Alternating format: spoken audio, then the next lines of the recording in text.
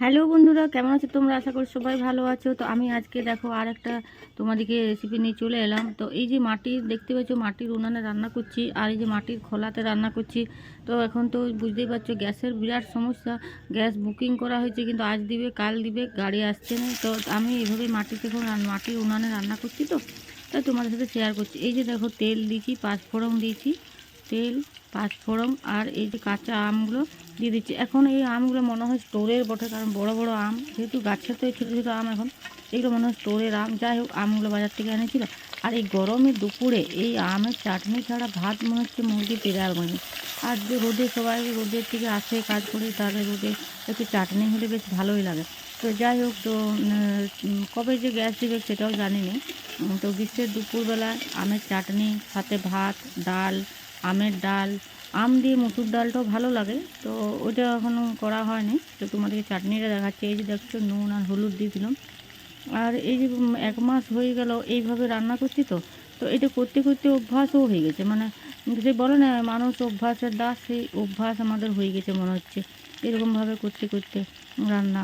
এখন আবার গ্যাসে রান্না করি, তো যখন তখন আবার একটু কেমন লাগে। তো এইরকম দেখো, কাঠের উনানে রান্না, আর এই যে মাটির খোলাতে রান্না, এগুলো একটু একটু অভ্যাসে পরিণত হচ্ছে। আগেকার দিনে মা ঠাকুমারা তো এইভাবে রান্না করতো, তখন তো আর গ্যাস থাকে না বড়। তো আমার মনে হয় আমরা ওইভাবেই তৈরি হয়ে যাচ্ছে আগেকার দিনের মতো। জানি না গ্যাসের সমস্যা যে কবে মিটবে। তো যাই হোক, তোমাদের কি ব্যবস্থা? আমাদের তো টিন্ডাকশানের ব্যবহার হয় না। এই যে দেখছো না, কাঠটাকে আবার করে ঠেলতে হচ্ছে, নাহলে আবার নেমে যাবে। তো গ্যাস তোলো, এই যে জ্বালাই দিলাম, এই যে কাঠটাকে আবার ঠেলছি, আর দিকে জ্বলছে। এই যে ভাজা ভাজা হয়ে গেছে, দেখো আমটা একটু ভাজা ভাজা হলে জলটা দেবো। তো ভাজা ভাজাটা হতে হতে তোমাদের সঙ্গে একটু গল্প করে নিই। কে কোথা থেকে ভিডিওটা দেখছো অবশ্যই কিন্তু কমেন্টে জানাবে।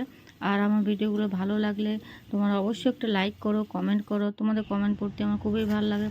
এই যে দেখো, ভাজা ভাজা হয়ে যাবার জল দিয়ে ঢাকা দিয়ে একটু চিনি দিতে হবে। চিনিটা বেশি করে দিচ্ছি, কারণ আমটা একটু টক ছিল। আমি আগের থেকে একটু টেস্ট করে দেখলাম আমটা বিরাট টক। সেই জন্য বেশি করে না চিনি দিলে না কেউ খেতে পারবে না। সেই জন্য বেশি করে চিনি দিতে হচ্ছে, দেখতে পেয়েছো? চিনি চামচ করে দিয়েই যাচ্ছি, তাও সবাই বলবে টক লাগছে। যাই হোক, ভালো লাগলে একটু কমেন্ট করো, লাইক করো। দেখা হচ্ছে আরও একটা কোনো এরকম নেক্সট রেসিপিতে বা ভিডিওতে। তো ততক্ষণ ভালো থেকো, টাটা।